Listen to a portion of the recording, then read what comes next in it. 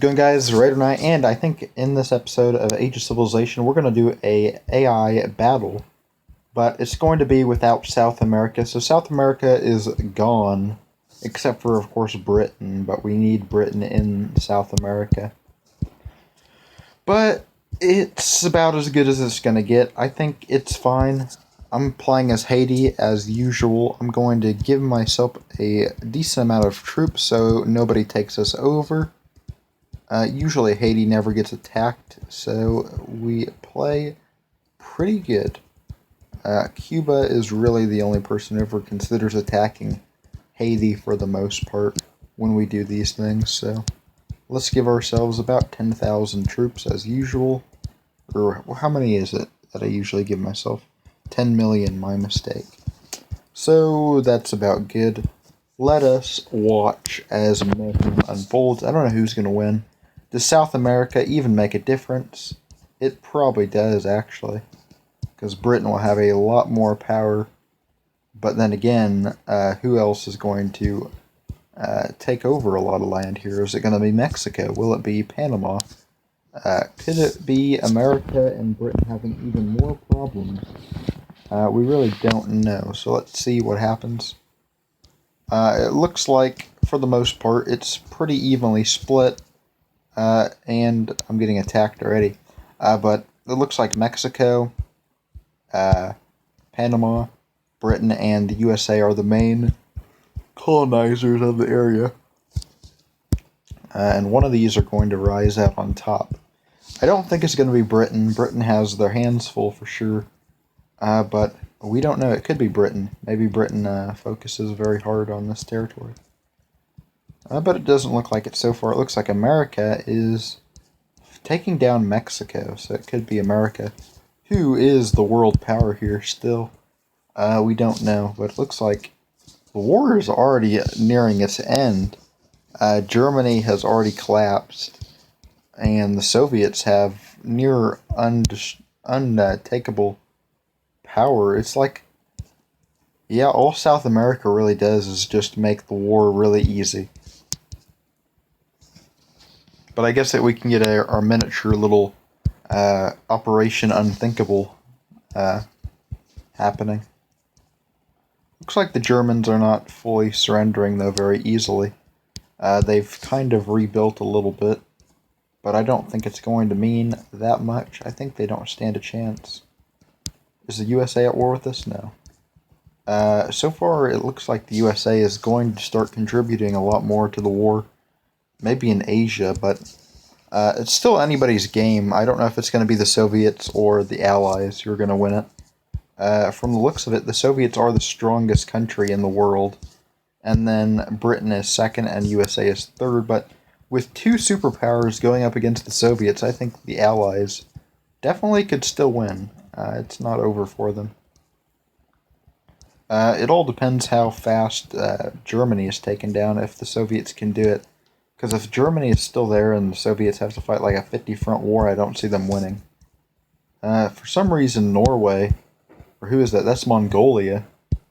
Apparently Mongolia is in, what's it called? Scandinavia. The British are trying to advance, but it's not really working for them.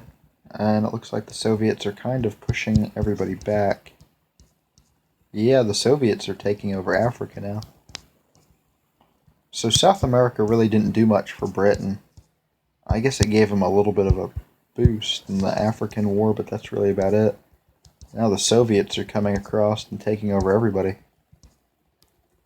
USA better wake up or they're going to collapse. I don't see USA really contributing right now. And if they don't, I don't see how the Allies are going to win without the USA jumping up their involvement in the land war. Because the Soviets are definitely advancing pretty quickly on all sides. I don't think South America really contributed anything, though, to the actual change of the war. It's pretty crazy how an entire continent not being there can still not change the war at all. I guess the only thing it really changed was it made Britain have a little bit more power in Africa. And that was really about it. And then Britain just got wiped out from the Soviets. The Soviets didn't even have any claim in South America, and they're definitely taking over the map. I think we have some naval attacks going on because it's taking a little bit to load this turn, as it does when there's naval attacks. But USA is definitely not doing anything. I'm starting to wonder if the USA is siding with the Soviets. But yeah, it's kind of a funny little scenario we had here. Not really anything changed with the removal of South America. I wonder what would happen if we removed the entire New World. Maybe something could change. I don't know. Maybe if we removed Oceania as well, something cool could happen. I don't know. Or could Germany win the war solo? Maybe. That was a pretty long processing turn right there. Let's see how quickly they process now. It's still taking a while. Usually these Navy turns take a while. It looks like the Soviets are planning invasions on the British Isles and stuff like that. And probably planning some attacks out here in Japan, but you know, that's what you do, I guess.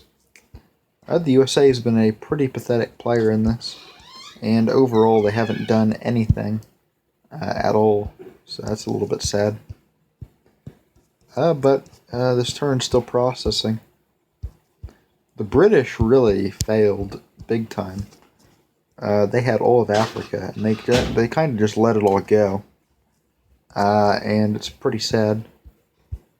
Australia and New Zealand are still kind of just sitting here. But I think we'll probably end the video about when this turn processes. Overall, I don't really want to go through all this lag just to get a naval invasion going across the strait, you know. But I think in the end, the Soviets definitely won this one, and the British and the USA definitely failed the Allies pretty bad.